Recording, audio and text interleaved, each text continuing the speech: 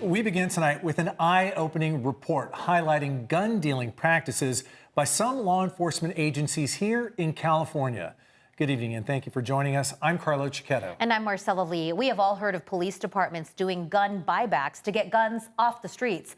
But after a 2-year investigation, we found that thousands of guns once owned by police have been found on the streets at crime scenes. Ross Palumbo has the story. Carlo, Marcella, we partnered with 2 nonprofit newsrooms, The Trace and Reveal, to find out where these guns are going. And we found that a majority of police agencies we spoke with don't just protect and serve, they protect and sell. 52,000 guns that were once used by police across the entire country were then sold or traded and eventually wound up on crime scenes during a 16-year period. And that number, 52,000, is only the beginning of the story for us here in California. How you doing? Are you the manager?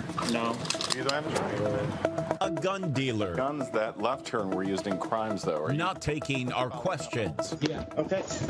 You just pushed her. A family feeling the pain from a deputy's former weapon. There's no reason for police firearms to be in the hands of young teenagers. And a sheriff It does get frustrating. caught in the middle of firearm sales The human being is the one that pulled the triggers, not the gun.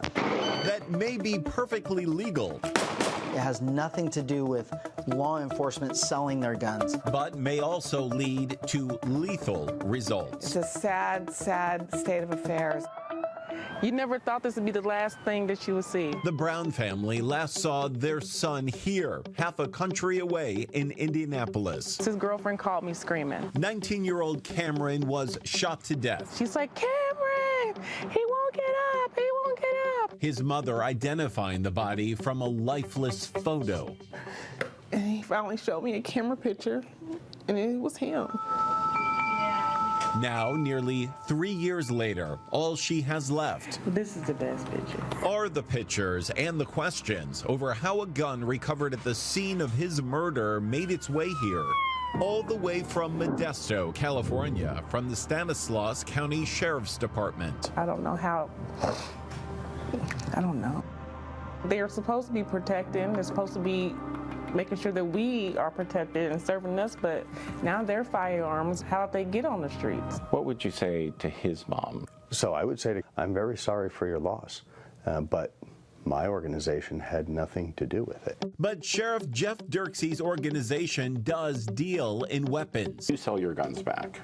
Like nearly 90% of the 164 law enforcement agencies we've spoken with across the country, they legally sell or trade their old guns to help pay for newer ones to safeguard lives. And that saves the taxpayer money, right? It is a cost benefit to the department. Sales records we've obtained show they've benefited by selling their weapons at least 654 times from 2003 to 2023. Every transaction that you do is completely legal. Yes. Once you sell this gun to a dealer, do you feel you have any responsibility beyond that?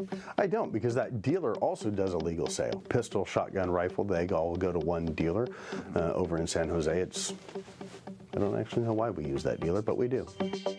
That dealer is LC Action Police Supply, and ATF records obtained through Brady's Gun Store Transparency Project show it's been cited at least 14 times from 2015 to 2018 for things like failure to record all required information regarding NICS DROS checks. That's a failure with the National Instant Criminal History Background Check System and the dealer's record of sale. Those alleged violations prompted the feds to issue this warning letter in 2015, saying future violations may result in the revocation of their license. Problems in the past? Out of Does how that many years worry and you? how many thousands of guns have they dealt with? No. It does not. Our investigation found, though, that 2 of those guns that the Stanislaus County Sheriff's Department sold to LC Action eventually wound up on crime scenes. It's unclear how many times they changed hands after leaving the dealer, but one of those guns eventually arriving at the murder scene of Cameron Brown. It's something LC Action Supply didn't want to talk about. Are you the manager? I'm with CBS. Huh? How's it With going? CBS. Yeah, you guys can't be in here right now. We can't be in here? No, you gotta walk outside. We'll leave. It's about some guns that left turn were used in crimes, though. Are you following up on all the paperwork here? Yeah. Okay. Sir, what are you doing? Huh? What are you doing? You don't have permission to film here. But don't assault my... I didn't assault her. You just pushed her. I turned the camera. You just pushed her. No. They start out often with a licensed dealer, and those guns end up getting recovered in crime. The largest and oldest anti-gun violence group in the country says a small fraction of dealers in general plays a critical role in guns somehow getting to crime scenes. They're being sold legally. Is there a problem there? Yes, there is a problem. A law enforcement agency may be selling to a dealer that is going to potentially violate the law, have that gun trafficked, and end up being used potentially against you. So from a taxpayer standpoint, that really does not make a lot of sense. Here in Southern California, several agencies also sell or trade firearms. The Orange County Sheriff's Department right here has sold 3,500 of them. In San Bernardino County, our investigation found the sheriff's office here traded or sold 2,667 firearms. In Ventura County, the sheriff's office here has sold or traded 472 firearms. The Los Angeles Police Department has sold or traded at least 855 firearms. And in the past, the LA County Sheriff's Department has also sold or traded 7,200 firearms, but that has now changed. After getting more than 1,600 firearms from dozens of buyback events like this. Your whole goal is to get more guns off the streets. That is correct. Program sponsor, Supervisor Janice Hahn, was stunned to learn that the county was simultaneously doing the opposite. You realize that the county is actually selling its guns. I couldn't believe it, to be honest with you. I'm trying to get guns off the street, and one of my own departments is keeping them and selling them. But now her new ordinance sends all of the LA County Sheriff's Department's old guns here, straight to the shredder. Do you think this is making a difference on the streets of Los Angeles?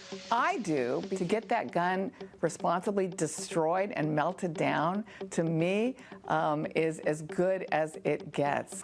But within the county, LAPD still does sell its guns. Are you concerned where these guns you're selling are winding up? Something Interim Chief Dominic Choi hasn't commented on. We've been trying to reach you for weeks on this, sir. But Riverside County Sheriff Chad Bianco had plenty to say. His deputies actually buy and sell their own weapons. It's just a way to recoup money. The evil person will always find a way. It has nothing to do with guns. Does anything need to change with how these guns are sold? Absolutely not. Has any of this given you pause to maybe reconsider what the county is doing? No. When you look at the millions of guns that are sold across America in any given year, the gun sold by a law enforcement agency is quite frankly a drop in the bucket to that. Out of those millions, And this is him here. this family felt that drop. One more gun on the street actually changed our lives forever. And that has left them with a lifetime of tears. I just want my voice to be heard. This is wrong. They should do something about it. Again, the movement of these guns from police to dealers is legal. The vast majority of dealers then legally sell them. LC Police Action Supply is legally operating and in good standing, as far as we can tell, with a federal license. Although they would not speak to us, we want to be clear that none of their 14 violations are related to the two guns we traced to crime scenes, and we have seen nothing to suggest that they were involved in any illegal sales related to these guns. The Santa Clara County District Attorney, by the way, is now considering charges after our photographer contacted police about being shoved at the dealer's store. For CBS 8, I'm Ross Palumbo. San Diego could become the first city in the country to reform gun procurement practices. Tomorrow, the City Council is set to vote on the Firearm Dealer Accountability Act, which would ensure the City of San Diego uses its purchasing power to require gun dealers bidding on city contracts to follow all state and federal firearm laws to curb the large number of guns used in crimes. Now to a story that broke today. In case you missed it, a Padres player caught up in a betting scandal. Infielder Tucupita Marcano is reportedly under investigation by Major League Baseball for allegedly betting on games. These bets reportedly happened last year when Marcano was on the Pirates but injured. He could face a lifetime ban. The Padres selected Marcano off waivers during the offseason, but he has not yet played for the Padres this season because of injury.